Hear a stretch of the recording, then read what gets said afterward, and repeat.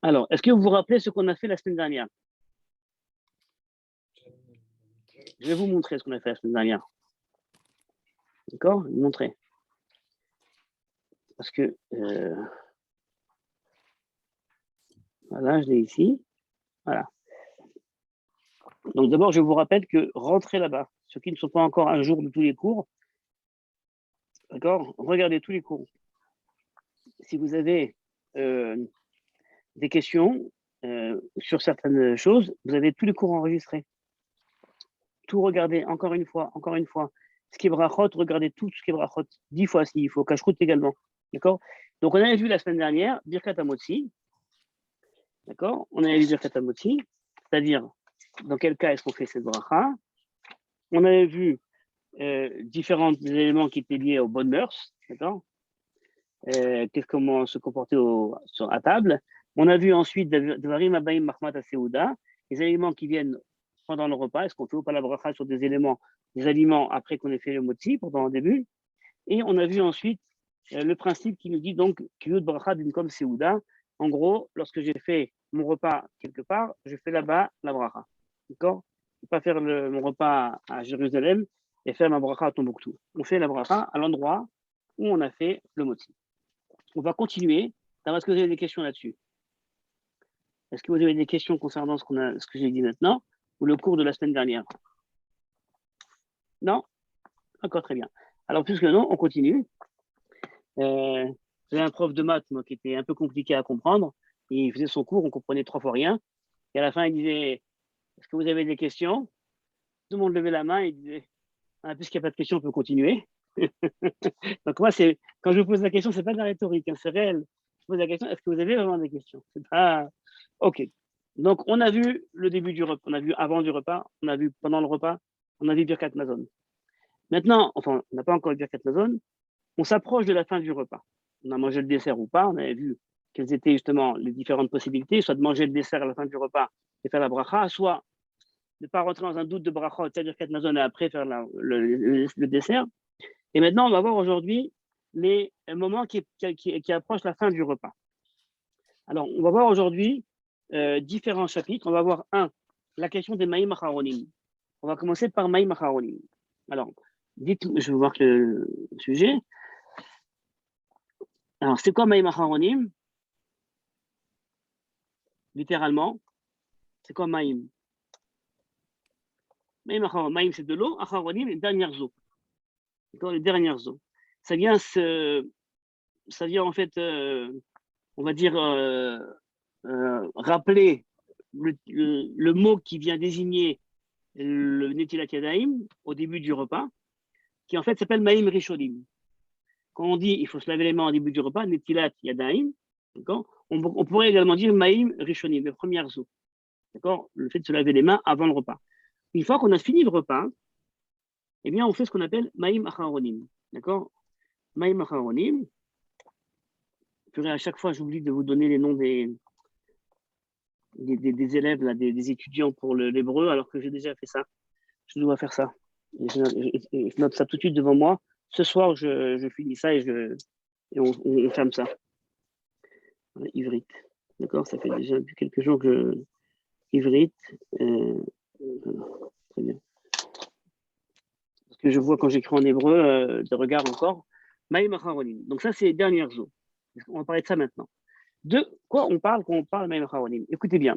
On a une halakha qui est rapportée dans la Gemara, dans le Shulchan Aruch, qui dit Maïm Acharonim Chova. Les dernières eaux, c'est une obligation. De quoi on parle? C'est quoi les dernières eaux? On a fini le repas et on nous dit qu'avant de faire Birkat Mazon, on prend un petit ustensile où on a de l'eau et on se lave le bout des doigts. D'accord? On se lave le bout des doigts. Comme ça, le bout des doigts et le bout de la bouche, les côtés de la bouche. Pourquoi? Premièrement, si tu es sale, première chose évidente, on n'a pas le droit de faire une bracha, bien si on est sale. Surtout avant, quand on n'était pas toujours, on va dire, avec des cuillères et des fourchettes, on mangeait un peu avec les mains, ou on a les mains sales, on a la bouche graisseuse. On ne peut pas faire une bracha quand on est sale. D'accord? C'est interdit. Et donc, première logique, c'est qu'on fait la bracha, on fait les maïm acharonim avant tout, pour être propre, pour être capable de faire la bracha. Ça, c'est la raison première, d'accord, qu'on a dans la halakha, et pour se laver les mains avant le Birkat Mazon.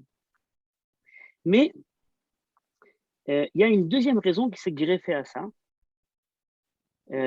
qui est, je dirais même peut-être la première qui apparaît, c'est au-delà de l'hygiène, c'est la raison suivante. C'était que, à l'époque, on avait parlé de ça une fois déjà, hein, dans un des jeudis, mais je le répète parce qu'on parle maintenant de ça, c'est qu'à l'époque, les gens mangeaient avec un certain sel qu'on appelait melach sdomite, d'accord, un sel de Sodome, et ce sel-là avait vraisemblablement des facultés extrêmement fortes, à tel point que lorsque quelqu'un pouvait toucher ce sel, eh bien, s'il en touchait après ses yeux, il pouvait devenir aveugle.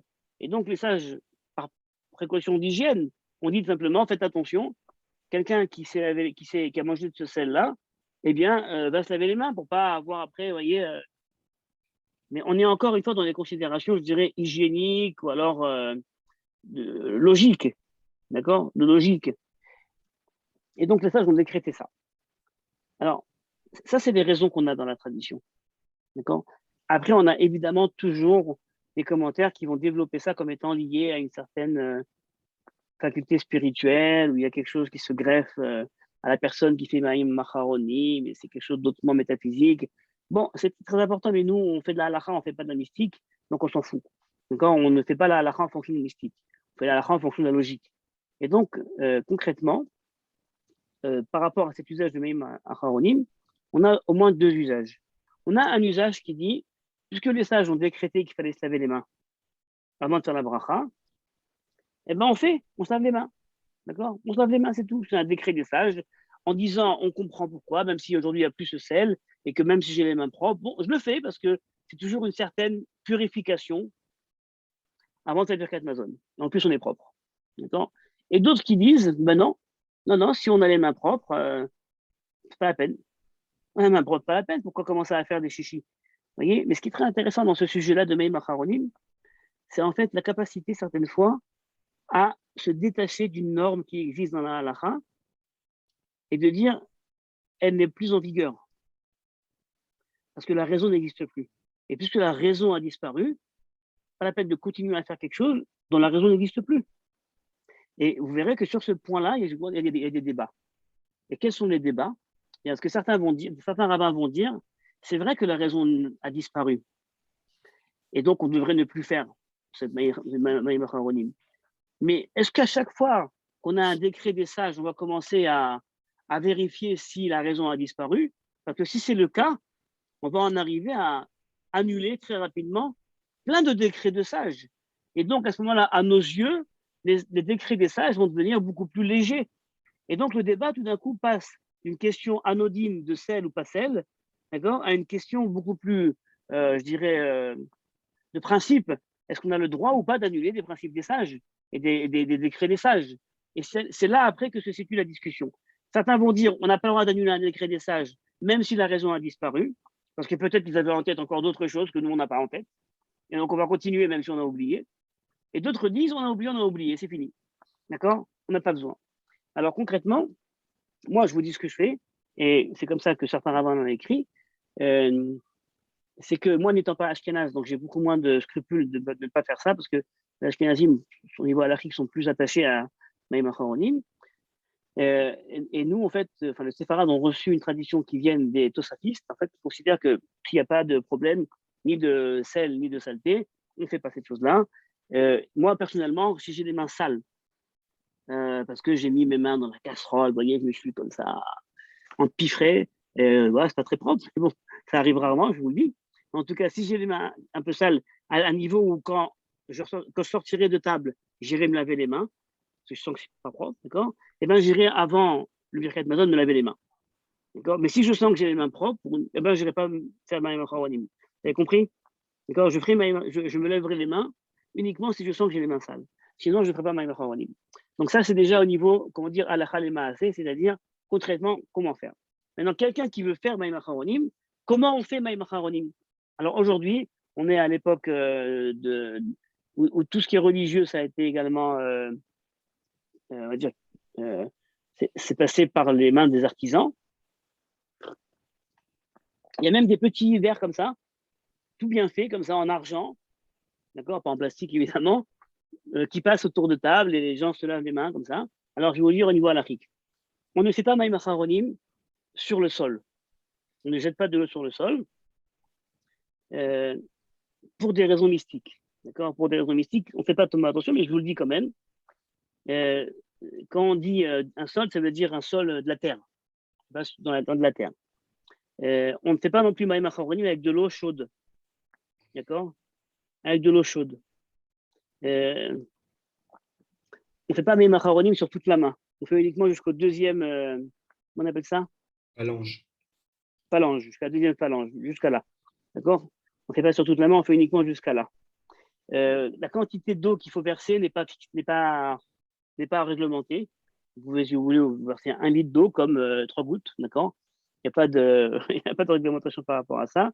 Et on ne fait pas de bracha, d'accord. On ne fait pas de bracha. Ce qui est sûr, c'est que généralement, une fois qu'on a fait Maïm Acharonim, alors on va tout de suite enclencher la suite de l'histoire, c'est-à-dire Birkat Mazon immédiatement, ou alors le Zimoun. On se D'accord. sèche les mains quand même, non? Comment? Est-ce qu'on se sèche les mains? Comment ça se passe, par exemple? Est-ce qu'on Oui, tape? tu prends une serviette, tu te laves c'est pas beaucoup, hein, c'est un peu d'eau, tu fais comme ça, Maïm Acharonim Choba, tu vois, hop, c'est fini, tu t'essuies les mains avec une serviette, c'est fini. Ok. D'accord. Il n'y a pas. Moi, je vois vraiment ça une règle d'hygiène. Hein. Je ne vois pas chercher midi à 14h. Hein. C'est vraiment une règle d'hygiène qui a été réglementée à un moment de l'histoire avec également des arguments religieux, mais c'est une règle d'hygiène. Et donc, si vous voulez, Maïm Acharonim, ça vient en fait annoncer le début de la fin du repas. D'accord. Dès lors qu'on y Maïm Acharonim, ça veut dire on a fini le repas, on va se préparer pour Birkat Mazon. D'accord. C'est ça que ça veut dire. Donc, même si on ne le fait pas, en réalité, dans notre tête, on a ce moment où on se prépare. D'accord. Et comment est-ce qu'on sait que le repas est fini? Alors, ça voudra dire, pour certains, on va commencer. Par exemple, je trouve que c'est très évident pour moi que dès la fin du repas, on ne peut pas faire du cat Amazon quand la table est dégueulasse. C'est quoi une table dégueulasse? On n'a pas au moins un peu rangé, vous voyez, la vaisselle. Enfin, on ne fait pas de cat Amazon quand il y a une table avec de la nourriture, avec des saletés, avec des assiettes pleines. Vous voyez, c'est pas beau. C'est pour moi au même titre que je lavais les mains, quoi. Parce que je vous dis, ça relève de, des bonnes mœurs, quoi. Mais c'est pareil, quoi. Ça veut dire que on s'est lavé les mains, on a la table qui est propre, d'accord. Nous-mêmes, on est habillés. Sachez que dans certains milieux religieux, les personnes qui font Birkat Mazon, eh bien, se rhabillent. Quand mettre leur veste, ceux qui portent un chapeau remettent leur chapeau, ceux qui portent un béret leur béret, ceux qui portent une casquette basque leur casquette basque. D'accord, chacun fait ce qu'il veut, mais en tout cas, généralement, certaines personnes se rhabillent, d'accord, pour dire voilà, je suis maintenant en position de prière, d'accord. Euh, et voilà. Et alors à ce moment-là, on va commencer à ce moment-là l'étape d'après qui est le zimoun, ok. Donc on a fini maintenant la question des Maïm Acharonim. On va maintenant aborder la question du zimoun. Je vous marque la suite des événements. C'est donc le zimoun. Ok, zimoun. Et zimoun, ça veut dire quoi en langage populaire, ça veut dire invitation. D'accord. Ça veut dire invitation. Qui c'est qu'on invite quand on fait le zimoun?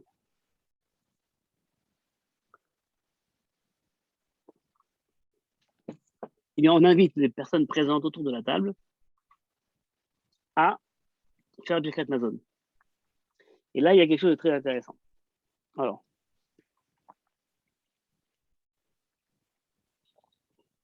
le zimoun, c'est quoi? Ah non, j'ai oublié, pardon. J'ai été plus vite que ce que je voulais faire. J'ai été plus vite que ce que je veux dire. Attendez avec le zimoun. D'abord, on passe. Il y a encore 2 étapes en fait avant le zimoun. D'accord. 2 étapes au niveau halachique. Alors, première chose, c'est ce que j'ai dit en fait auparavant, c'est tout ce qui est saleté sur la table, on les met de côté. D'accord. On les met de côté, mais d'autre part, on n'enlève pas la nappe et on n'enlève pas le pain. D'accord? Il faut toujours laisser le pain sur la table au moment où on fait le birkat mazon. De même, on n'enlève pas le sel. Pourquoi? Parce qu'au même titre qu'on a toujours du sel sur la table quand on fait, quand on fait le motzi, ça vient représenter le korban, bien à la fin aussi, d'accord, on finit le processus, si vous voulez, on laisse le sel sur la table quand on fait birkat mazon. On a l'habitude, c'est un minag, d'accord, on a l'habitude d'enlever de table tout ce qui est couteau, fourchette en fer. Pourquoi? Parce que sur l'autel, il y avait le misbéach, le misbéach était uniquement en pierre. Et dans tout le temps, il n'y avait absolument rien qui était fait en fer. Pourquoi? Le fer représente l'épée, la guerre. Et donc, il n'y a rien dans le temple qui était fait en ferraille. Et bien, sur la table également, au moment où on a fini le repas et qu'on va commencer à faire la bracha, on n'a rien qui nous rappelle la guerre. D'accord? Rien qui nous rappelle la guerre, la violence, tout ça, c'est en dehors. Donc, on enlève généralement tout ce qui est sakinim. D'accord? On le fait généralement pendant la semaine. Shabbat, on ne le fait pas. D'accord? Pour des raisons. Shabbat, on laisse généralement sur la table. Quand on a sur la table des bouts de pain assez importants comme ça, d'accord, on les ramasse également. On laisse pas, bon, ça c'est lié à ce que j'ai dit auparavant. On laisse pas des bouts de pain comme ça traîner. On laisse pas de la nourriture donc sale.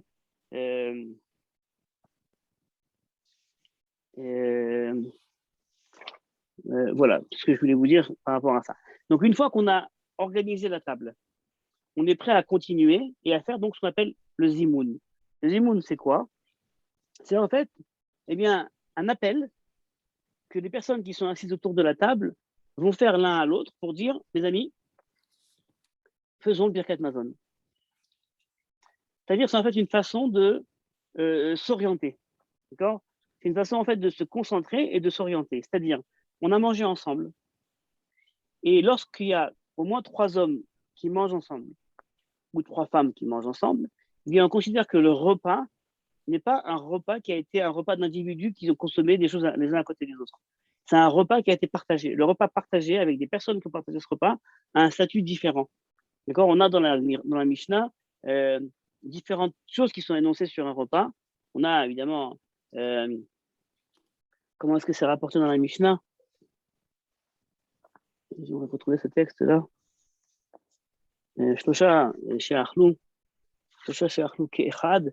3 personnes qui ont mangé comme une personne ensemble, alors à ce moment-là, doivent bien, être prêts à bénir Dieu ensemble, à faire le birkat mazon ensemble.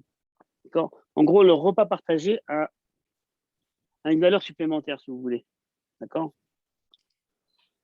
Et donc, comment est-ce qu'on va inviter les personnes à faire ensemble birkat mazon? Eh bien, on le fait en hébreu. Il y a une version ashkénaze, il y a une version séfarade, et même une version yiddish. Parce que c'est quoi le principe? C'est de dire, les amis, faisons ensemble birkat mazon. C'est une déclaration, si vous voulez. D'accord? Ça fait même partie de ce qu'on appelle Dvarim chez Bibdoucha. C'est une déclaration. D'accord? Ensemble, on a bien mangé. Maintenant, on va pouvoir faire la bracha. Comment est-ce qu'il disait en yiddish? Il dit, donc c'est proche de l'allemand. S'il y a des gens ici qui connaissent l'allemand, Shmuel, comment est-ce qu'on fait le birkat mazon, le zimoun en yiddish? Tu dois savoir. Ich weiß nicht. Alors, on dit wir wollen benchen, Rabbi sei, wir wollen benchen. Ah, das weiß ich nicht. Entschuldigung. Alors, Rabotai, ça veut dire les amis ou mes maîtres. Wir wollen, nous voulons, comme en allemand. Wir wollen benchen, nous voulons prier. D'accord? Et c'est marrant qu'aujourd'hui, dans le monde des chassidim, d'accord, alors qu'on attendrait peut-être une déclaration en hébreu, eh bien, on entend, voilà, Rabotai, wir wollen benchen. D'accord? Venez, on prie ensemble. En hébreu aujourd'hui, le Zimoun Ashkenaz, généralement, c'est Rabotai, Nevarer. Rabotai, ça veut dire mes maîtres, mais pour dire mes amis, Nevarer, venez, on fait ensemble Birkat Mazon. Quand on est dans le monde séfarade, on dit Avlan Birshutrem, Avlan Nevarer. Si vous voulez bien, venez, on fait la bracha. Mais le sens, c'est toujours le même. D'accord? Venez, on fait ensemble la bracha.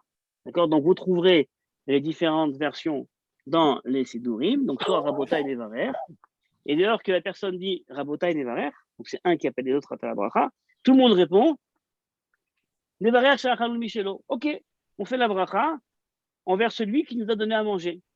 Et ensuite, Michael, oui, je peux poser une question concernant une bracha, puisqu'on est dans le cours des brachot. Vous si savez, c'est lié à... Attends, si c'est lié à ce que je viens de dire, si tu poses une bracha Vas-y. sur la bracha sur les chaussures, je te dirais non, mais dis-moi, vas-y.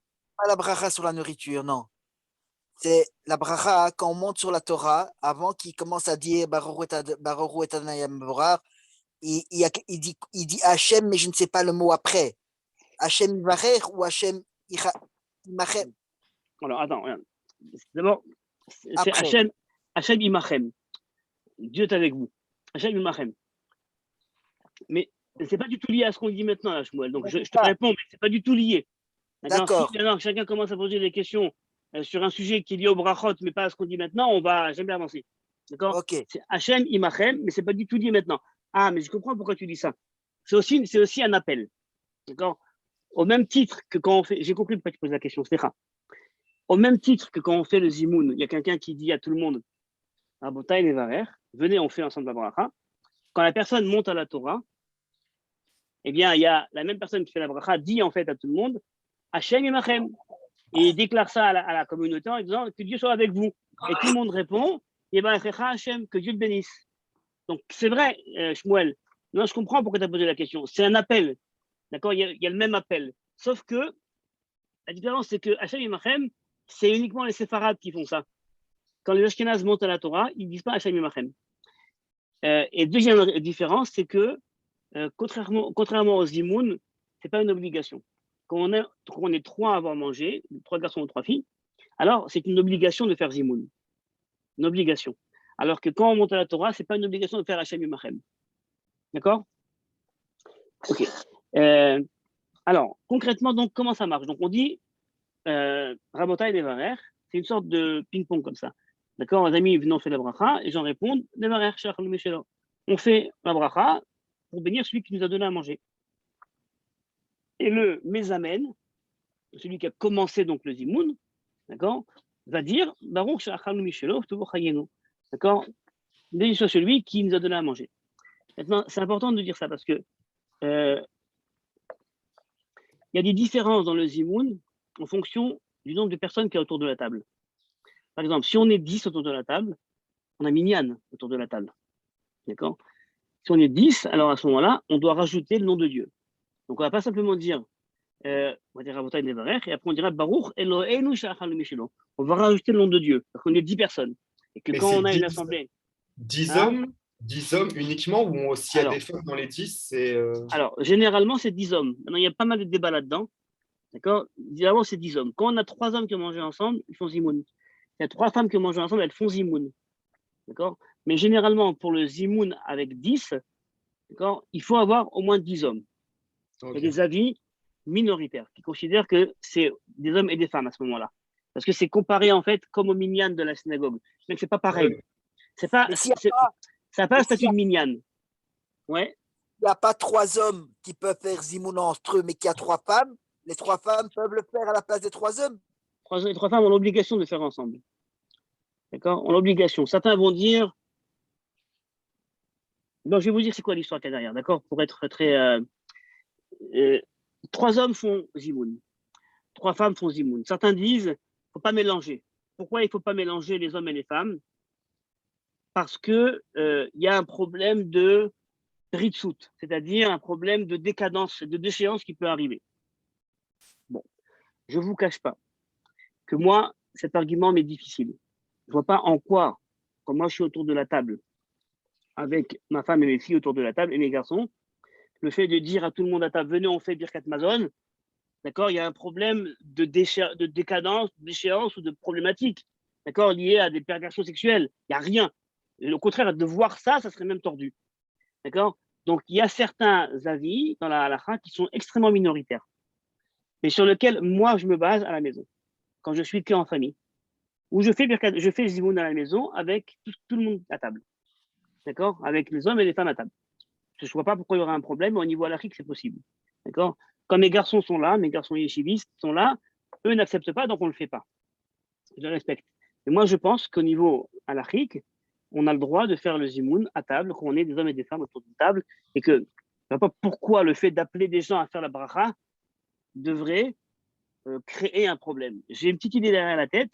À mon avis, à l'époque, peut-être que les gens mangeaient carrément séparément, d'un côté les hommes, de l'autre côté les femmes, que lorsqu'ils faisaient la bracha, tout d'un coup, c'est une occasion de se rencontrer, et là, peut-être que les gens commençaient à, j'en sais rien, moi, à fantasmer, j'en sais rien. En tout cas, ça me paraît un peu, aujourd'hui, je veux dire, pas trop actuel, cette histoire-là. Mais bon, il y a la halakha qui est, on va dire, généralement véhiculée, et de façon surprenante, certaines personnes, même ouvertes, qui comprennent le problème, refusent absolument de dire le zimoun ensemble. D'accord? Par Alors, exemple, des... admettons, on a une famille dont donc le père, la mère et une fille, par exemple, une adolescente, peu importe. Oui, Donc, c'est-à-dire que pour la vie majoritaire des gens, on ne peut pas le prononcer parce qu'il y a juste un homme et deux femmes. exactement. D'accord. Exactement. Tu comprends? Exactement. Et c'est les avis majoritaires dans la halakha. Alors, comme je vous le dis, moi, je prends le droit, je m'octroie le droit dans la halakha de me baser sur des avis minoritaires. D'accord? Parce que je pense que de faire le contraire, pour moi, ça serait un problème. D'accord? Pour moi, de ne pas faire zimoun dans une telle situation me pose problème. Donc, je ferai le zimoun. Vous comprenez? D'accord. Mais ça, encore une fois, c'est mon avis à moi, qui n'est pas le mien simplement. Il y a des rabbins aussi qui font comme ça. Hein. C'est mon avis à moi, mais si on vous pose la question, ne dites pas ça en premier parce que ça va vous porter préjudice. D'accord? Ce sont des avis connus. Ouais. Est-ce qu'il y a une différence, est-ce qu'on fait une différence avec la famille et des personnes extérieures à la famille? Oui, moi je fais cette différence. Voilà. Quand je suis uniquement avec ma famille, alors à ce moment-là, je me permets de faire ça au sein de la famille, si tout le monde est d'accord évidemment. Quand je suis avec des personnes autres que la famille, sauf ce sont des personnes qui pensent pareil au niveau halachique, donc ils connaissent la halakha, ils pensent pareil, donc je me permets. Mais généralement, quand c'est pas la famille, je le fais pas. Pourquoi? Pas pour des raisons de halakha. Pour des raisons uniquement, on va dire, pour ne pas choquer, si vous voulez. D'accord? Pour pas que les gens sortent de chez moi en disant, bah, chez Ben Admon, c'est bien qu'on vous le tient. D'accord? C'est un peu ça. C'est que pour ça. Alors qu'en vérité, je crois pas qu'il y a un problème au niveau halachique. Je crois que, voilà quoi. Mais bon, il y a des crispations. Allez savoir pourquoi. Je n'en sais rien. D'accord? Je n'en sais rien pourquoi autour de ça, il y a des crispations. Parce qu'en plus, je veux dire, en termes de pratique quotidienne, si, bon, qu'il y ait 3 hommes et 3 femmes, bon, ça peut s'entendre. Pour un dîner de Shabbat, c'est pas Ouais. Enfin, si par exemple, on a une version spécifique, s'il y a un minyan, il y a des moments, je veux dire, on ne pourra pas tout le temps avoir tous les Shabbats, tu vois, 10 personnes ou 10 hommes réunis. Je veux dire, il y a un risque aussi qu'on perde la tradition. Enfin, qu'il y a un moment. Non, voilà pourquoi les gens s'opposent. Tu as exactement dit ce qu'il ne fallait pas dire. Parce qu'il y a ce qu'on appelle le glissement du zimoun jusqu'au minyan. C'est deux choses totalement différentes. Tu comprends? Quand tu n'as pas de minyan à la synagogue le Shabbat pour dire le Kaddish, la Kedusha, sortir le Sefer Torah, tu n'as pas de possibilité. Au niveau halachique, ça peut être fou ce que vous voulez, d'accord? 9 hommes et 350 femmes, il n'y a pas minyan. C'est révoltant, tout ce que vous voulez, je suis d'accord avec vous. Mais c'est comme ça, il y a des choses qu'on ne peut pas contourner, d'accord? Et donc ça, c'est incontournable au niveau de l'orthodoxie, au niveau de la halakha. Et à mon avis, une des raisons pour lesquelles peut-être justement les gens disent attention, parce que comme ça ressemble un petit peu, on fait un zimoun, ça ressemble 3 personnes ou 10 personnes, d'accord? Ça ressemble un petit peu, on aurait peut-être pu en induire, en déduire du zimoun, d'accord? Où on a une possibilité dans certains cas de mettre des hommes et des femmes ensemble, au minyan à la synagogue. Or, ça n'a absolument rien à voir, tu vois? Mais dans mon opinion, c'était l'inverse. C'est-à-dire, comme on ne peut pas toujours avoir, je veux dire, 10 hommes à la maison, plus les femmes qui y sont, à chaque Shabbat, par exemple, le fait qu'on puisse intégrer les femmes dans le compte des 10 permet de prononcer quelque chose oui, dont on risque... J'ai compris, mais tu n'es pas obligé dans le Zimoun d'avoir 10 personnes. Non, mais 3 personnes suffisent. Mais par exemple, la version spécifique pour les 10, je veux dire, on risque de ne plus mot. Ah, okay. C'est juste un mot. D'accord. Oui, c'est un mot. Je vais te dire autre chose que ça.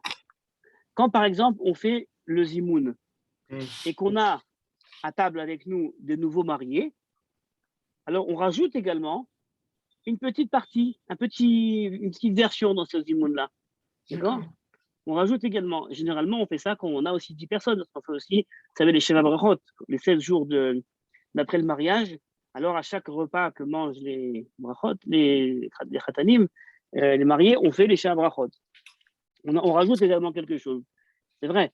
Donc, mais je comprends en fait, Benoît, pourquoi en fait cette histoire-là de. Ok. Maintenant, qu'est-ce que j'aimerais dire? J'aimerais dire qu'il y a un zimoun donc, de 3 personnes, 3 hommes, d'accord? Ou un zimoun de 3 femmes. Sachez que même les personnes qui considèrent au niveau halachique, tout le monde considère qu'il y a 3 femmes qui ont mangé, elles doivent faire du zimoun. Mais toujours cette idée de pas faire ensemble la table. S'il y a 3 hommes, ils font le zimoun et les femmes répondront au zimoun, d'accord? Mais s'il y a 3 femmes, alors elles ne feront pas le zimoun s'il y a un homme. Je vous dis ce qui est classique, d'accord? Mais si elles sont entre elles, elles doivent faire le zimoun, c'est obligatoire. Maintenant, si on a 10 personnes, et c'est ça donc que je vais vous dire, alors on va rajouter dans le zimoun le mot Elokeinu, d'accord, notre Dieu, donc un nom de Dieu, qu'on ne dit pas uniquement stam, pour rien, et on va également rajouter un verre de vin, d'accord? Quand on fait le zimoun, on rajoute le verre de vin, d'accord? On rajoute un verre de vin. C'est-à-dire qu'on met du vin dans un verre, et la personne qui fait le zimoun, le mésamène, donc dit, je le prends dans ma main, Rabotai Nevarer. Amis, faisons ensemble la bracha. Tout le monde répond, Nevarer. On fait. Baruch Nevarer Shachal Michelo. On fait la bracha pour remercier Dieu d'avoir mangé ensemble, et voilà, on finit comme ça. Baruch Eloheinu, quand je dis personne, Baruch Eloheinu. Ça, c'est moi qui fais ça au début. Ensuite, je lis à haute voix le premier paragraphe, Birkat Azan, jusqu'à Baruch Ata Hashem Azan et Takol. Je pose le verre de vin. Une fois que j'ai fini tout le Birkat Mazon, d'accord? J'attends que tout le monde a fini. Je finis Birkat Mazon, Oseh Shalom Mimromav, ou Yaseh Shalom Aleinu, Kol Israël, Bimrou Amen. Je reprends le verre de vin sur lequel j'ai fait le zimoun au début, et je fais là-dessus le Gefen. Baruch Ata Hashem, Elokeinu melech haolam, Boré Peri HaGefen. D'accord? C'est ce qu'on appelle zimoun al-akos, c'est-à-dire faire le zimoun sur un verre de vin. Ça, c'est quand on a 10 personnes. Ça, c'est quand on a 10 personnes. D'accord? Zimoun al-akos, c'est quand on a 10 personnes autour de la table. Ok? Et celui qui boit le vin à la fin, c'est uniquement celui qui a prononcé? Celui qui a fait la bracha du Gefen, simplement. Okay. Maintenant, généralement, bien, je fais la bracha. Quand je fais une bracha, je dois boire une quantité minimale. N'est-ce pas? Je vais donc boire, on va dire, un kazaït, un révit, etc. D'accord? Au moins 28 litres, millilitres, 28 litres, au moins 26 millilitres. D'accord? Une fois que j'ai bu cette quantité minimale de révit, je suis donc obligé après de faire la bracha acharona, la bracha qu'il faut réciter après avoir bu du vin, d'accord? À la gefen, d'alpérer à gefen. Et donc, une fois que le mésamène, celui qui a fait au début donc le zimoun, fait après le gefen, il doit également après réciter pour lui la bracha, mais en shalosh, à la gefen, d'alpérer à gefen. Est-ce que c'est clair? Oui. Oui.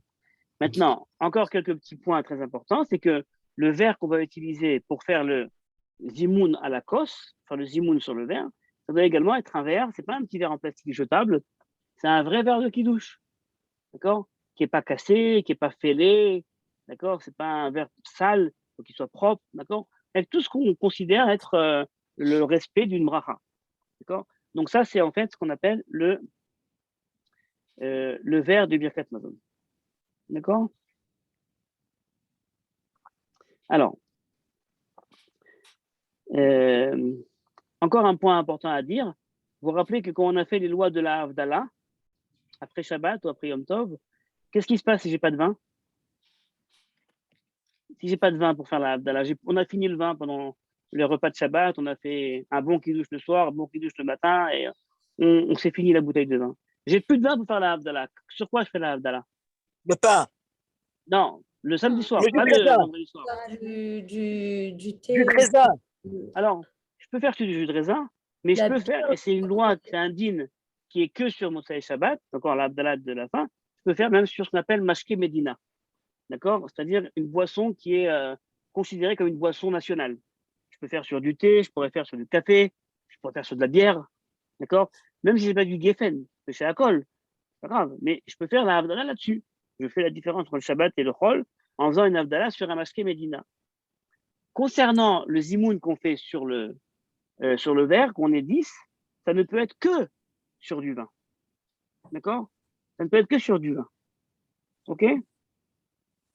Parce que Voilà. même sur les 3, il faut le faire sur une boisson. Ou c'est Comment? optionnel. Comment? Si on n'est que 3, par exemple, Ouais. on peut le faire sur une boisson ou c'est optionnel? Non, on fait que quand on est 10. Ok, ok. On fait que quand on est 10. D'accord? Quand je suis seul, évidemment, je ne le fais pas. D'accord? Je vais vous dire, il y en a qui considèrent que même quand on est 3, on peut faire sur le verre. D'accord? On n'a pas l'habitude. On a l'habitude de le faire quand on est 10. D'accord? Mais si vous voyez des personnes qui ont mangé à 3 hommes autour d'une table et qui font qui douche avant de faire le Birkat Mazon, d'accord? Enfin, le Zimoun, ça apparaît dans la halakha. On n'a pas l'habitude. On a l'habitude de le faire que quand on est 10. D'accord? Mais ça apparaît dans la halakha. C'est pas fou si vous voyez un truc comme ça. OK? Donc, on a fait Maïm Acharonim. D'accord? Maïm Acharonim, j'ai pas besoin de faire 1, 2, 3, 1, 2, 3, rien du tout. Hein, rappelez, je prends un peu d'eau, je le mets sur mes mains comme ça, je me rouille les mains, hop, ça y est. J'ai fait Maïm Acharonim, je prends mon verre, tout le monde est là, on fait le Zimoun. D'accord? Rabotaï les barrières. On fait le Zimoun. Juste après, d'abord, je regarde. Juste après ça, on fait Birkat Mazon. D'accord? Juste après ça, on va faire le Birkat Mazon. Alors, il y a plein de lois concernant le Zimoun. Hein. Il y a plein de lois concernant le Zimoun. Je ne vais pas maintenant rentrer dans ces lois, mais je vous donne uniquement,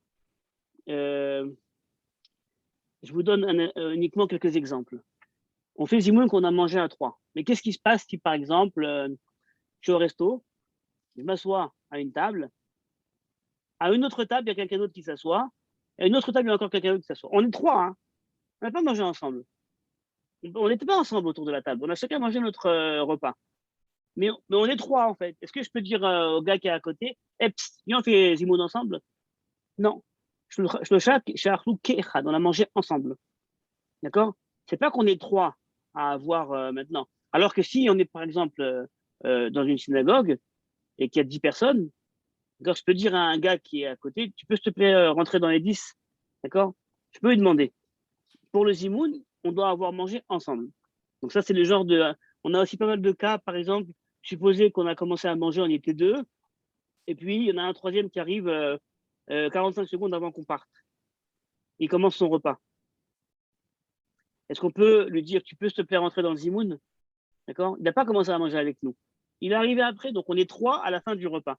On n'a pas commencé à manger ensemble. Vous voyez, tout ce genre de questions-là? Comment est-ce qu'on va calculer les 3 personnes? Est-ce qu'il faut qu'on ait mangé ensemble? Est-ce qu'il faut qu'on soit ensemble? Maintenant, vous comprenez qu'on fait le Zimoun que si on a fait à Motsi. N'est-ce pas? On fait le Zimoun que si on a fait à Motsi. Ça, c'est ce qui est reconnu à 99%. Il y a un rabbin en Israël qui pense différemment. C'est pas moi.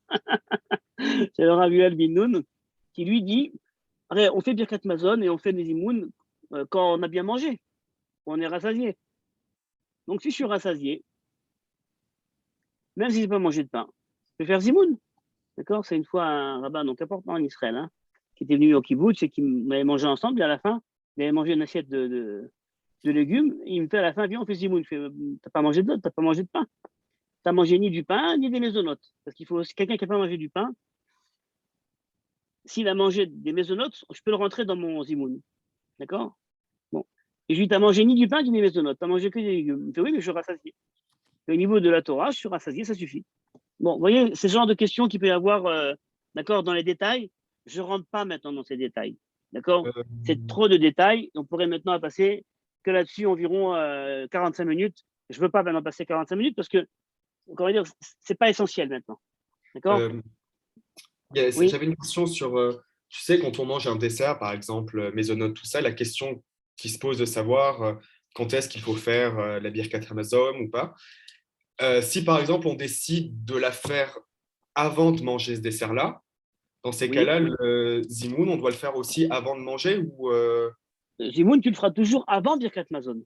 D'accord. Donc, suppose que tu as des desserts et tu te dis, est-ce que je vais manger mon dessert avant le Birkat Mazon? Oui. Le doute, on a dit, c'était quoi le doute? C'est que si je mange mon dessert au sein du repas, a priori, d'accord, je vais devoir faire la bracha. mezonot. Parce qu'on ne peut pas manger un dessert avec du pain. Et donc, Oui. c'est quelque chose qui existe en soi. Donc, normalement, je devrais faire la bracha du mezonot. Mais certains considèrent que c'est un doute au niveau des brachot. Et comme c'est un doute au niveau des brachot, faire la bracha ou pas faire la bracha, c'est un doute en fait qui revient peut-être à prononcer le nom de Dieu en vain. Et donc, il dit, si c'est comme ça, on va d'abord faire le Birkat Mazon, et après, on mangera le dessert avec le mezonot.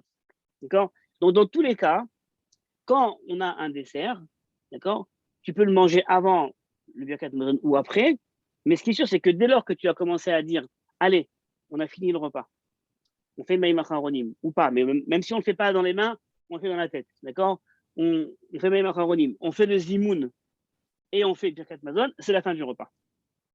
D'accord? Tout ce que tu mangeras après la fin de ce repas, ça sera considéré comme en dehors du repas. Tu vas refaire la bracha avant, tu feras la bracha après. D'accord? Rien n'est après considéré dans le repas.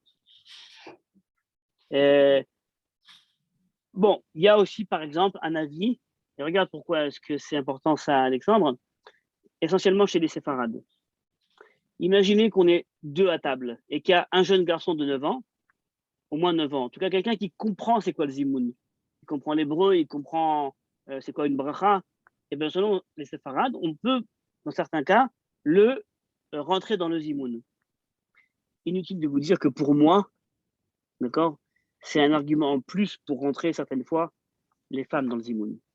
Si on peut rentrer un garçon de 9 ans, je ne vois pas pourquoi on ne pourrait pas compter une femme dans le zimoun, d'accord? C'est des trucs qui me paraissent évidents. Donc, enfin, sachez que généralement, c'est uniquement chez les séfarades et que c'est quelques séfarades qui font ça, selon l'avis de Rabbi Yosef Karo. Le monde ashkénaze, quant à lui, refuse cette chose-là et acceptera uniquement un jeune garçon uniquement à partir du moment où il sera bar mitzvah, c'est-à-dire 13 ans et un jour. OK?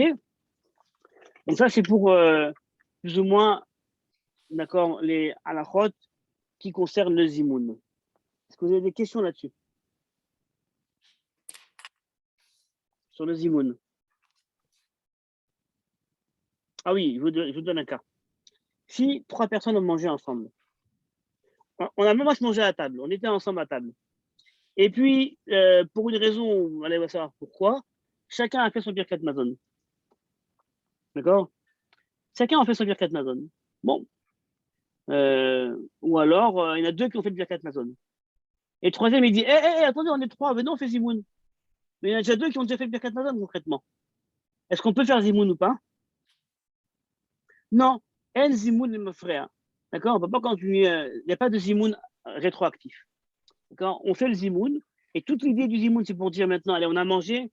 D'accord? On a bien mangé, on s'est bien rassasié. Maintenant, ensemble, on va remercier le bon Dieu, on fait le birkat mazon.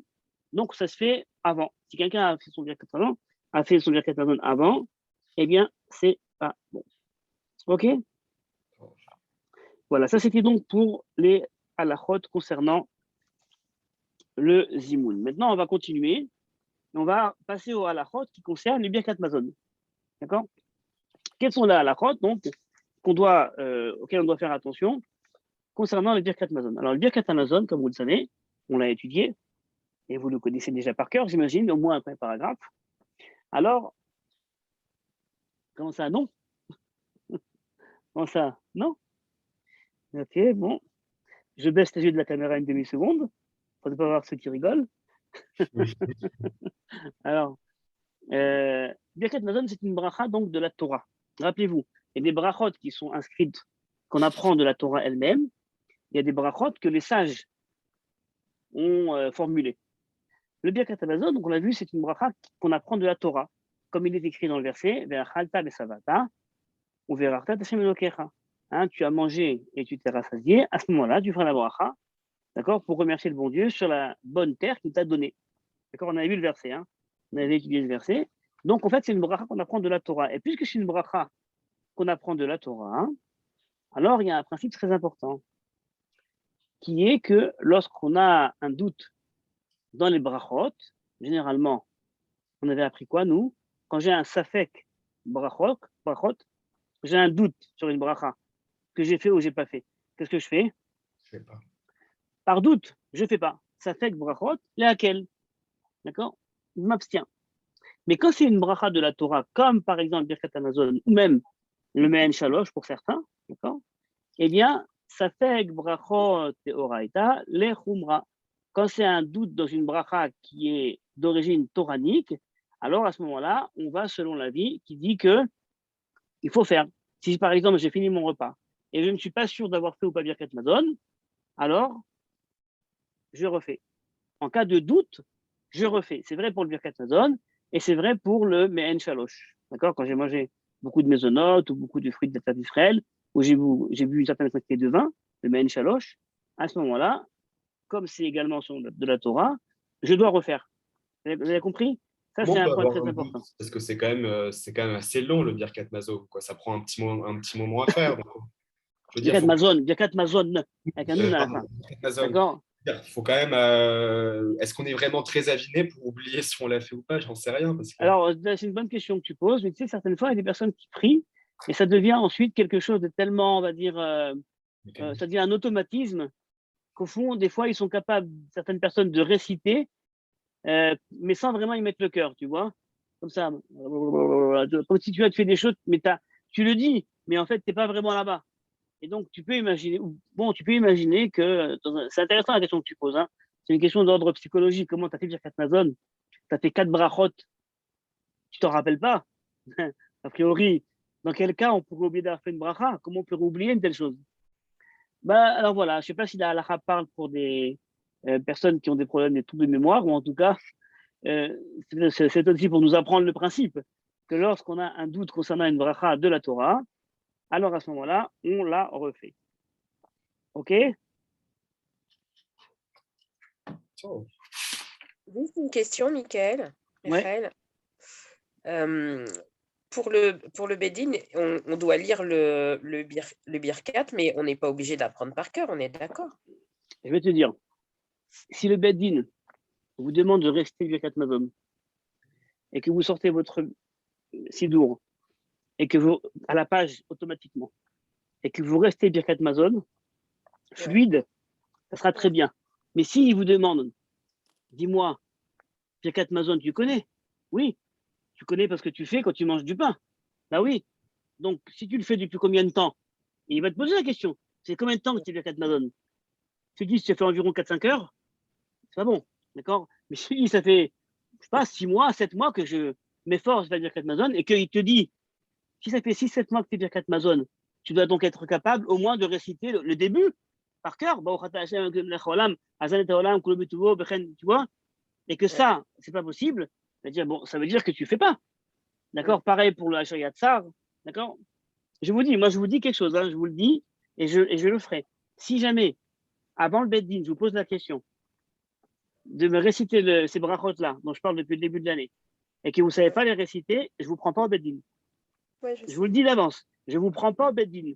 Même si vous avez rendez-vous, je dirais, ils sont malades, ils ne viennent pas. D'accord? Je ne vous prends pas au Beddin. Parce que ça ne sert à rien d'arriver si, pour une telle chose, vous ne pouvez pas le faire. Mais d'ailleurs, est-ce qu'on aura dans pas longtemps une sorte, je ne vais pas dire d'évaluation, mais est-ce qu'on pourra checker Oui. tout ça, ce genre de choses? Oui, bien sûr. Moi, je vais vous faire ça. Je ne sais pas, au début, je pensais, avec le Zoom, c'est un peu compliqué parce que c'est Zoom, quoi. Mais j'imagine qu'on va le faire par écrit. Ça veut dire que j'imagine qu'un de ces dimanches, j'irai et je vous donnerai. Voilà, c'est comme des petits examens. Il y aura des examens écrits et après, moi, je vous prendrai un par un. D'accord? Et je vous poserai 50 000 questions. D'accord? Et je vous dirai ces questions-là, vous devez les savoir. Ça n'a rien à voir. L'écrit et l'oral n'ont rien à voir. L'oral, on est devant 3 personnes. L'écrit, on peut faire en Israël, il n'y a pas d'écrit. D'accord? Devant le Beddin, il n'y a pas d'écrit, il n'y a qu'un oral. Non, mais vous me dites que vous allez donner des petits examens écrits. C'est pour moi et pour vous. C'est uniquement pour vous, pour que vous puissiez vous-même savoir où vous en êtes.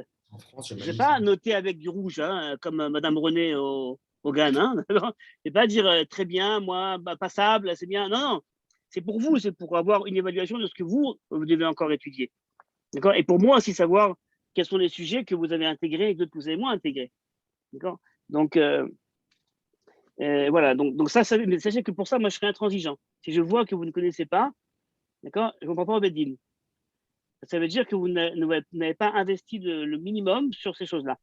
D'accord? Donc, moi, je vous dis, c'est les brachot de nourriture avant-après. C'est le Birkat Mazon, c'est la Shariat Tsar. D'accord? Et Shema Israël, évidemment. D'accord, la base. D'accord, c'est la base. Pas grand-chose. Mais Shema Israël, normalement, on ne peut pas le réciter par cœur. On doit le lire. Quand je dis Shema Israël, ça veut dire quoi? Vous devez lire parfaitement le Shema Israël, 3 paragraphes, le lire parfaitement. Et vous devez connaître par cœur, évidemment, la première phrase, Shema Israël, Hashem Elokeinu Hashem Echad, avec Baruch Shem Kevod Malchuto Olam Vaed. Ça, c'est simple. Pas compliqué, d'accord? D'ailleurs, le jour du Begin, on récite ça. Vous allez réciter ça. D'accord? Le Shema Israël. Le Shema Israël, la première phrase que je viens de dire maintenant. Oui, Shema par cœur. Israël, Hashem Elokeinu Non, Hashem c'est pas le problème. Par cœur, on la connaît. Mais le problème, c'est qu'on ne peut pas lire par cœur. Non, au niveau halachique, le Shema Israël, tu n'as pas le droit de le lire par cœur, à moins de fermer les yeux. Voilà, à moins de fermer les yeux. Le Shema Israël, tu dois le dire avec concentration. C'est pourquoi il faut soit le regarder dans le texte, soit avoir les yeux fermés pour ne pas être déconcentré. D'accord? C'est pour ça qu'on doit le connaître et le lire. Ok? On continue. Dans le Birkat Mazon, donc on a commencé les lois du Birkat Mazon. Donc, première halakha concernant le Birkat Mazon, comme c'est une mitzvah de la Torah, une bracha de la Torah, si j'ai un doute, je refais. Deuxième halakha concernant le Birkat Mazon. Quand on fait Birkat Mazon, eh bien, il y a également des rajouts.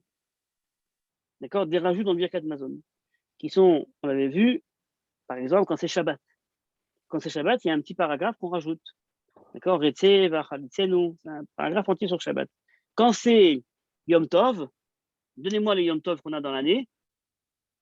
On a quoi comme Yom Tov pendant l'année? Qu'est-ce qu'on a comme Yom Tov pendant l'année? On va devoir faire un Birkat Mazon et rajouter. On peut avoir. Hein? On peut avoir Rosh Hashanah, bien sûr. D'accord? Rosh Hashanah, Sukkot, Pessah et Shavuot. Et Shavuot. D'accord? Et un autre moment. Voilà, les Sukkot. Un autre moment, quand c'est pas en fait Yom Tov, mais c'est Rosh Chodesh. D'accord? Quand c'est Rosh Chodesh, au début du mois, alors dans ces 5 cas, on rajoute à chaque fois dans le Birkat Mazon une partie où en fait on dit, d'accord? Vous verrez dans le Birkat Mazon, on dit que c'est quand c'est Shabbat, donc on dit que c'est Shabbat. Quand c'est Sukkot, on ramène une d'or de Sukkot, Pessah, vous voyez? C'est que le Birkat Mazon, il est à la fois basé sur une idée qui est toujours la même, les 4 brachot dont on avait parlé, mais qui sont aussi toujours après étoffés de l'événement de la journée. D'accord? Est-ce que quand je fais Birkat Mazon à Yom Kippour, qu'est-ce que je rajoute Yom Kippour? Quand je fais un bon repas à Yom Kippour et je fais ensuite du Birkat Mazon. Alors, bon, Yom Kippour, on comprenait qu'on ne mange pas parce que c'est Yom Kippour. Donc, a priori, il n'y a pas de repas à faire à Yom Kippour. Mais en réalité, c'est une question. Quelqu'un qui aurait fait un repas à Yom Kippour parce qu'il est malade, il doit manger. Ben, en effet, il devrait dire Yom Kippour. Il devrait dire Shabbat Shabbaton. D'accord? Le Shabbat des Shabbats, c'est vrai. Mais pour un cas vraiment de quelqu'un qui est malade. Ou une femme enceinte. Ou une femme enceinte. D'accord? Une femme enceinte qui doit manger. Donc, dans ces cas-là, quelqu'un qui fait en effet un repas doit stipuler. Quand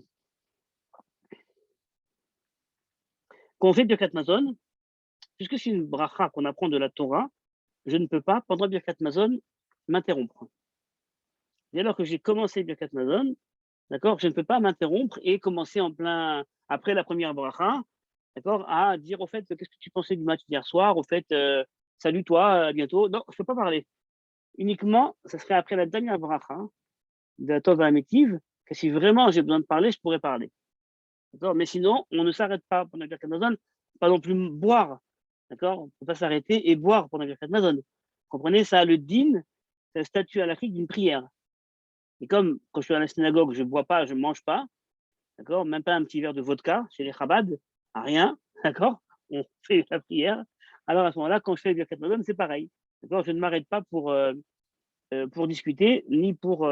Et même pas, écoutez bien, et même pas pour répondre à des éléments. Supposez que je suis à la synagogue et qu'il y a la prière à côté, et moi je fais Birkat Mazon. Et qu'il y a certaines fois des prières qu'on fait à la synagogue, comme par exemple la Kedusha, où tout le monde répond Kadosh, Kadosh, Kadosh. Tout le monde se met debout sur les pieds et répond. Alors si j'entends le Kaddish, je dois répondre Amen au Kaddish. D'accord? Et bien si moi je suis assis à côté et que je fais mon Birkat Mazon et j'entends le Kaddish, ou la Kedusha, je ne réponds pas. D'accord? Je ne C'est réponds pas pas. Kadosh, Kadosh, Kadosh, Adonai Tsevaot?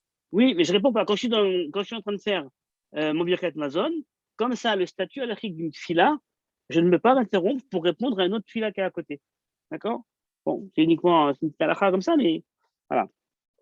On fait Birkat Mazon, assis. D'accord? On fait Birkat Mazon en train de se balader. On a vu auparavant, rappelez-vous, qu'on fait le Birkat Mazon à l'endroit où on a mangé. Pas uniquement à l'endroit où on a mangé, mais également assis, d'accord? À l'endroit où on a mangé. Même si quelqu'un, par exemple, allez, je vais le dire, était debout, imaginez-vous, on est en promenade, on s'est arrêté, on a chacun son sandwich, et puis moi j'ai mangé debout comme ça, et, je reste debout. Et ben, quand je fais Birkat Mazon, je m'assois. D'accord? Pourquoi? Afin d'être concentré. Quand on commence à prier, on s'assoit. Certaines fois, c'est pour être concentré, c'est pour pouvoir être plus dans ses pensées. Excusez-moi, Ouais, quand vous parlez du Birkat Amazon, qu'on doit le ouais, réciter de façon fluide, oui, le contenu et la forme, on doit comprendre le contenu ou bien le réciter en hébreu. Non, je il faut me réciter en hébreu. demande. C'est Il une faut, question. Hein. c'est une question qui est Le très réciter, souvent. c'est pas le lire, le réciter vraiment fluide, c'est pas un problème. Mais est-ce qu'il faut comprendre Oui, le fond du texte? oui, c'est une question qui est souvent posée. C'est une question qui est souvent posée. Combien de brachot il y a dans Birkat Mazon? D'accord? Et donc, il faut répondre, il y a 4 brachot, Azan, Haaretz, Yerushalayim, Ve'atov, Ametiv. D'où on apprend ça? De tel endroit, comme on a appris. Ça, c'est une question qui est très souvent posée. D'accord? Est-ce Très, qu'on très doit souvent. comprendre? Bien sûr. Ben, quand tu dis qu'il y a 4 brachot dans Birkat Mazon, et la première, c'est la bracha sur la terre, sur l'alimentation, sur la terre, sur Jérusalem, tu comprends de quoi tu parles. D'accord? Revoyez le cours qu'on a fait sur Birkat Mazon. D'accord? Ça, c'est un point important. Ça, c'est une question qui apparaît très souvent. D'accord? Il y a des questions qui apparaissent rarement. D'accord? Mais il y a des questions qui reviennent à chaque fois. À chaque fois. Ce que je vous ai dit maintenant sur Ya'aleh Ve'yavo, sur ce qu'on rajoute dans le Birkat Mazon, d'accord? Ça, généralement, ça revient quasiment à chaque fois. D'accord? Qu'est-ce qu'on rajoute? Les questions qui reviennent également toujours, c'est que tu étais à la synagogue il n'y a pas longtemps? Tu étais à la synagogue de Yom Kippour? Oui? Qu'est-ce qu'il y avait de spécial? Qu'est-ce que tu as entendu comme air que tu connais? Savoir si vraiment vous étiez à la synagogue de Yom Kippour. Tu étais à Rosh Hashanah à la synagogue, oui? Combien de jours il y avait de Rosh Hashanah? Un jour ou 2 jours? D'accord? Et est-ce qu'ils ont fait le chauffard? Oui. En Ils ont haut, fait en le chauffard les Belgique ou deux, en Israël? en Israël. Ils ont fait le chauffard 2 fois. Chaque jour, ils posent des questions également sur l'expérience, pas sur la connaissance uniquement. D'accord? À Soukot, tu étais à Soukot à la synagogue? Oui. Tu es parti à la Souka, bien sûr. Et qu'est-ce qu'on a fait comme bracha dans la Souka? Quand tu as fait Motsi dans la Souka ou tu as fait Motsi en dehors de la Souka? Vous voyez? Et c'est beaucoup plus ça que des questions uniquement de connaissance. D'accord? C'est pour ça que je vous dis, c'est pas uniquement de la connaissance. Il y a la connaissance et il y a également là. Maintenant, ils vont vous dire, tu fais Shabbat. Ils vont vous dire, hein. Ils vous disent, tu fais Shabbat? Oui. Depuis combien de temps? Si vous dites, je fais Shabbat depuis 3 semaines, ben, tu reviens dans 6 mois. D'accord? Oui. C'est-à-dire que tu ne connais pas les lois de Shabbat. Tu n'as pas encore été vraiment habitué à Shabbat. Tu fais Shabbat depuis combien de temps? Depuis 3 mois, depuis 6 mois. Ah bon, tu connais bien Shabbat? Ben, j'essaie, oui. Et là, il commence à poser des questions sur Shabbat. D'accord? Je vous dis, donc c'est fait pour vous vraiment une année où vous faites des efforts. Toutes vos vies, vous allez faire des efforts. Et cette année, je vais vous dire pourquoi. Je vais vous dire pourquoi. Parce que pour vous, pour ne pas avoir le sentiment de passer devant le Beddin et de dire des choses qui ne sont pas vraies. D'accord? C'est très important. Pour ne pas, parce que si vous dites, ça fait combien de temps que tu fais Shabbat? Moi, je ne sais pas combien on fait Shabbat. Moi, je ne suis pas à l'écoute tous les Shabbats. Je ne sais pas où vous vérifiez dans ma maison. Donc, je fais confiance parce que vous faites, chacun fait sa vie. Mais si vous posez la question, depuis combien de temps tu fais Shabbat? Et que vous répondez une autre réponse que celle qui est vraie, parce que vous imaginez, avec raison, que si vous dites une chose qui est bancale, ils vont vous dire, eh ben, reviens, et donc vous préférez mentir, eh ben, sachez que je connais des personnes, hein. Je vous dis honnêtement, il y a quelqu'un qui m'a téléphoné il n'y a pas longtemps, après 10 ans qu'il s'est converti. Il m'a dit, quand j'étais devant le Beddin, j'ai dit quelque chose qui n'était pas vrai. Et depuis 10 ans, ça me travaille. Il est marié, il a des gosses. Hein. Il est converti, il est marié, il a des gosses. Il dit, Depuis 10 ans, ça me travaille. Et maintenant, je me dis, est-ce que ma conversion, elle est valide? Est-ce que je suis valide? Je suis obnubilé par ça. Est-ce Bon, que il est ma converti, conversion, mais elle sa est. neshama n'est pas là. Hein? Il est converti, mais sa neshama n'a pas été là. Tu diras comme tu veux. Tu peux dire ça des chamas, tu peux dire comme tu veux. Et Mais en tout il cas, avait ce que je menti, sais, il avait menti oui, sur toi? il avait menti. Je ne sais plus sur quoi il avait menti. Il avait dit quelque chose qui n'était pas vrai. D'accord? Maintenant, c'est quelque chose qui. C'est pour ça que c'est intime. Quand on dit que c'est un processus qui est intime, c'est intime, c'est vrai. D'accord? Quelqu'un qui dit une chose qui n'est pas vraie, à un moment important de sa vie, ben, c'est pas quelque chose qu'on oublie si facilement. C'est pour ça que c'est un an que vous prenez, ou cette année-là, vous faites des efforts à tous les points, au niveau de l'étude, au niveau de la pratique. D'accord? Si après vous continuez, tant mieux. Si après vous êtes un peu plus cool, et ben on a la vie pour toujours faire plein de choses, d'accord? Pour avancer, mais c'est pas une année où on s'amuse. D'accord? C'est pas Tu une vois, année, on peut. Il y a des gens qui arrivent dans le bed-in et ils bluffent. D'accord? Ok, moi je pense que quelqu'un qui bluffe dans le bed-in, c'est quelqu'un qui peut bluffer partout. D'accord? Moi, ça me fait peur. Quelqu'un qui peut bluffer dans le bed-in, c'est quelqu'un qui peut bluffer à sa femme, à son mari. C'est quelqu'un qui peut bluffer, quoi. On bluffe pas dans la vie. Il y a des choses importantes, on peut pas bluffer. D'accord? On doit être sérieux, comme on dit en hébreu, la mode ma'achorei advarim. On doit être debout derrière nos paroles. D'accord? j'ai une question sur la Sina. Tu sais quand est-ce qu'on pourra y aller ensemble, enfin, en groupe, enfin, si c'est possible? Je vais vous dire, c'est possible. Mais de façon générale, vous devez avoir votre synagogue à vous. Tu comprends? Ça veut dire que moi, je vais dans une synagogue, personnellement, à Jérusalem. Quand j'y vais là-bas, c'est pas une synagogue qui est adaptée à tout le monde. Parce que, à mon avis, vous avez besoin, tous, une synagogue séfarade, où tout le monde chante à haute voix toute la prière. D'accord? Maintenant, moi, je ne vais pas dans cette synagogue-là. Moi, je prie dans d'autres synagogues qui sont ashkénazes, où une partie, elle est chantée, une partie, elle n'est pas chantée. Je peux de temps en temps aller avec vous, et moi, quand je vais dans ces synagogues séfarades, j'ai mes cheveux qui sortent un peu plus. J'ai fait ça pendant 35 ans, je ne peux plus. Donc, il me faut autre chose. Mais aujourd'hui, vous avez besoin dans une synagogue d'entendre à haute voix toute la prière lue et chantée. Ça se fait que dans la synagogue séfarade. Deuxième point, vous avez tous besoin, le jour où vous arrivez au Bédine, tous, d'avoir un certificat d'un rabbin de communauté. Moi, je vais vous donner un certificat que vous avez étudié avec moi. Ça va vous suffire pour montrer que vous avez étudié. Mais vous allez avoir besoin d'un certificat que vous fréquentez une synagogue. Pour ça, le rabbin doit vous connaître. Et il doit dire, je certifie. Et sachez que si vous n'avez pas ce papier-là, ils vous disent, reviens dans 3 mois quand tu auras un papier. D'accord? C'est-à-dire qu'il y a des choses qui se font, nous on étudie, et je vous prépare. Et après, des choses que le Beddin vous demande. Le Beddin, il n'est pas d'accord de vous donner un certificat, un papier de conversion, s'il ne sait pas que vous fréquentez une synagogue. Moi, je ne sais pas, peut-être qu'il est venu ici, après-demain, il a. Et donc, il faut un papier d'un rabbin qui certifie que vous fréquentez la synagogue.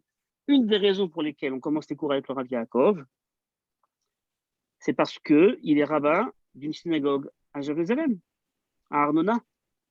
Vous pourrez, une grande partie d'entre vous, partir là-bas. D'accord? Si vous n'êtes pas dans le quartier à Baka et chez le rabbin Ishaï ou autre chose, vous irez là-bas et le Rav Yaakov, il va vous voir. Autre les cours, il vous verra dans sa synagogue, il vous verra le Shabbat. D'accord? Il vous verra pendant les fêtes. Certains, il vous verra tous les matins. Eh bien, il pourra dire, je connais, je certifie, il est là. D'accord? Avec ce Elle est papier. où cette Sina? Elle est à Arnona. Arnaud. Arnona. Mais toi, Alexandre, tu vas être au Kfar Studentim, donc là-bas, tu as une autre synagogue. Non, mais le problème, c'est que moi, je ne vais pas à la synagogue qu'on a dans le campus étudiant, parce que c'est une synagogue, bon, on a les rabbins qui viennent en permanence, mais il n'y a pas, si tu veux, comme qui dirait, de personnel fixe dans la synagogue. Donc, c'est pas, je me sens pas à l'aise dans celle-ci. J'aimerais bien, je suis en train d'en chercher une. Moi, j'ai un très bon ami ashkénaze, je lui demande de venir avec moi, mais si tu me dis que c'est mieux, moi, je me sens plus à l'aise du côté séfarade, mais je suis en train d'en chercher une. J'en ai essayé plusieurs, mais je voudrais m'installer dans une en particulier. Ok, il faut trouver une synagogue qui soit à l'aise, où tu te sentes à l'aise, bien entendu. D'accord? Maintenant, tous ceux qui sont dans le quartier, d'accord? Alors, c'est pour ça que vous êtes aussi autour de chez moi, c'est pas pour rien, c'est pas uniquement pour des questions. C'est parce que dans le quartier, je connais les synagogues, je connais les rabbins, je peux vous dire là où vous serez, d'accord? Par exemple, il y a une autre synagogue aussi pas loin, où Zach, il va y aller. Il faut la sûr que bientôt, il va partir tous les matins à la tefila, Zach. D'accord? Tous les matins, il va se lever. Donc, eh bien, là-bas, il aura donc un mot du rabbin qui certifiera qu'il va tous les matins à la prière. D'accord? C'est comme ça que ça marche. Et sans ce mot-là, pareil, c'est pas la peine d'aller au Beddin.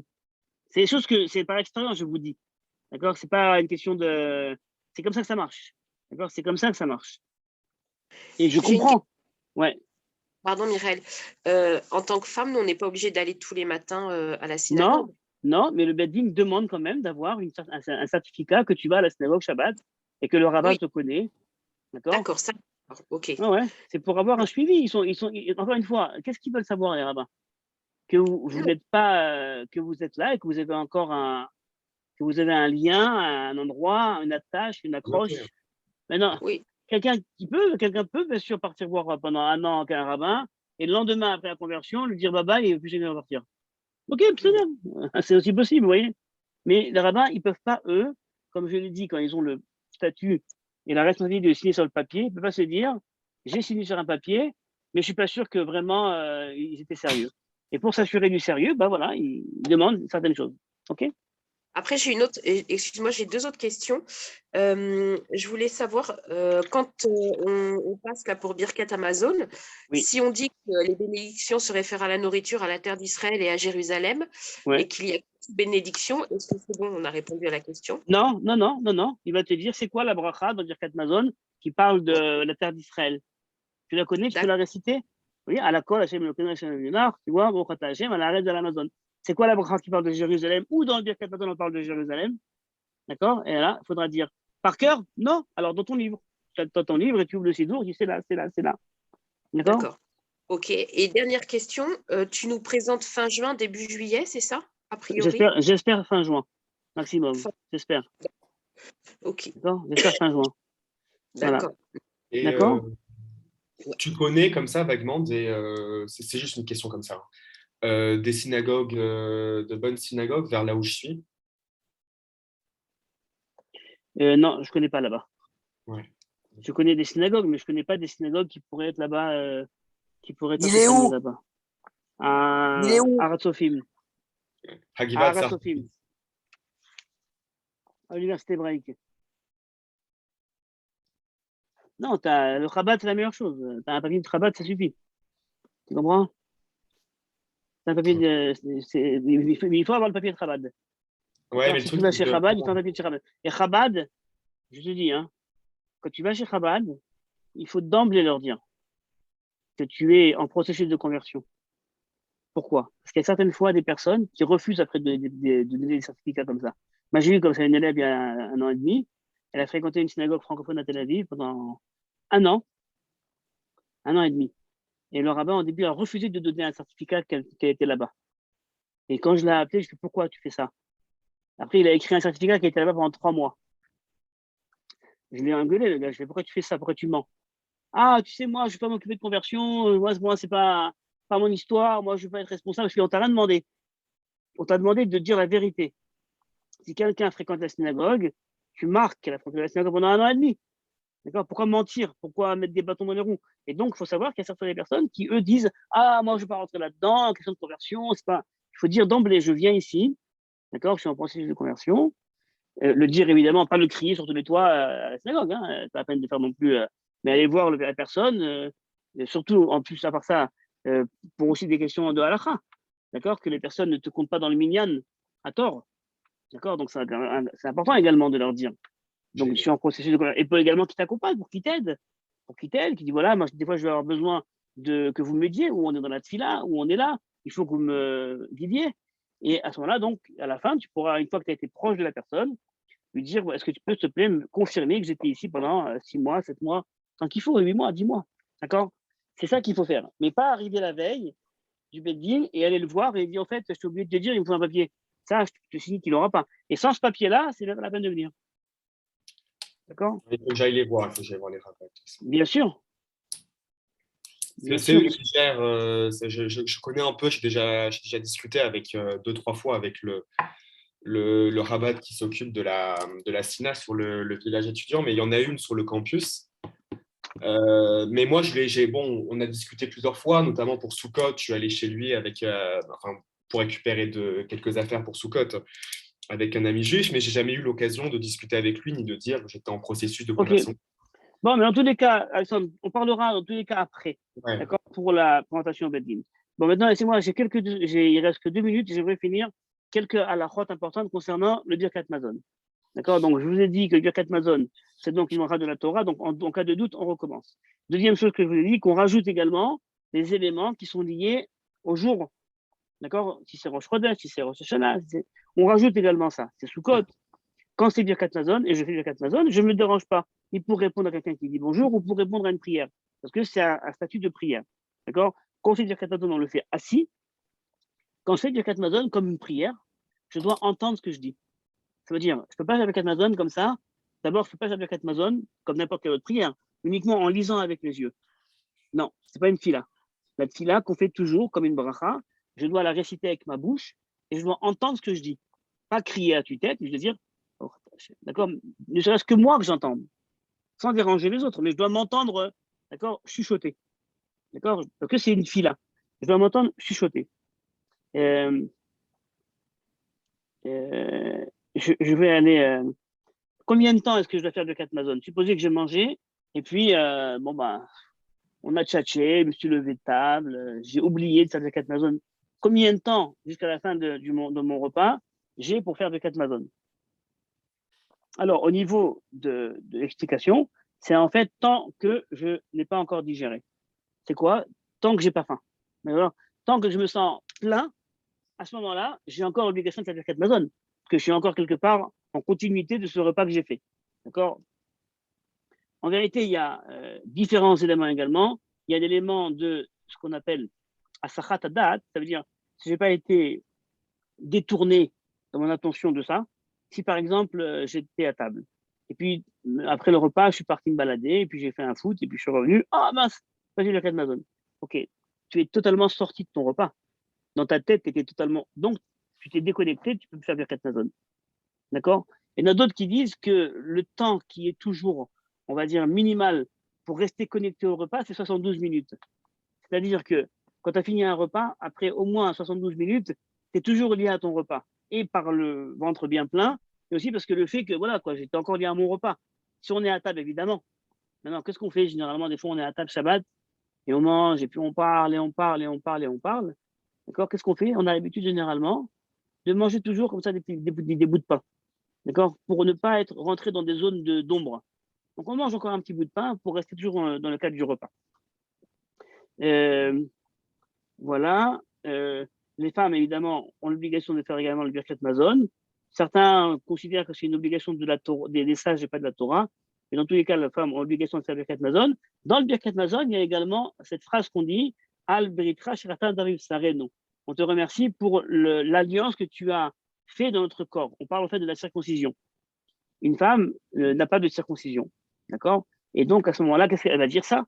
Alors, généralement, c'est une bracha qui est une bracha, on va dire, devenue de l'autorité publique. Et donc, on dit également ça. D'accord. Que tout le monde. Mais si quelqu'un veut l'enlever, ben, elle l'enlève. D'accord. Voilà. On a vu donc la bracha après donc, du Zimoun sur le Geffen à la fin du Birkat Mazon. On a vu donc aussi le fait qu'on rajoute un élément quand c'est une Seouda avec des mariés. Et on a vu le fait que celui qui fait le Zimoun, à la fin, fait le Geffen et fera également après le Geffen et le Bracha Achona. D'accord. Donc, on a fait ce soir, je vous résume, les lois concernant Maïm Acharonim. D'accord. Donc, on se lave les mains avant de faire le Birkat Mazon, Maïm Acharonim. On a fait les halachot concernant le verre du Birkat Mazon, comme on est 10, ou 3 pour certains, mais 10 généralement. On a vu les halachot du Zimoun, Rabotai des Varer, et on a vu les halachot du Birkat Mazon. D'accord. Et donc, à ce moment-là, on a bouclé donc, tout ce qui concernait le repas. On avait mangé du pain jusqu'à la fin. C'est bon? On a balayé en vérité ces questions-là. Certains sujets, on les a fait plus de haut, d'autres on est rentré plus dans les détails, mais je pense que ça suffit c'est-à-dire c'est les détails qui suffisent. Plus que ça, c'est rentrer vraiment dans des débats à l'Afrique qui n'ont pas on va dire, de conséquences à l'Afrique immédiates. OK? Voilà. Est-ce que vous avez des questions? Non? Alors, si vous n'avez pas de questions, au travail. Allez, à demain soir, au boulot. À demain. À demain. להתראות, להתראות. merci. Bonne soirée tout le monde. להתראות. Bye.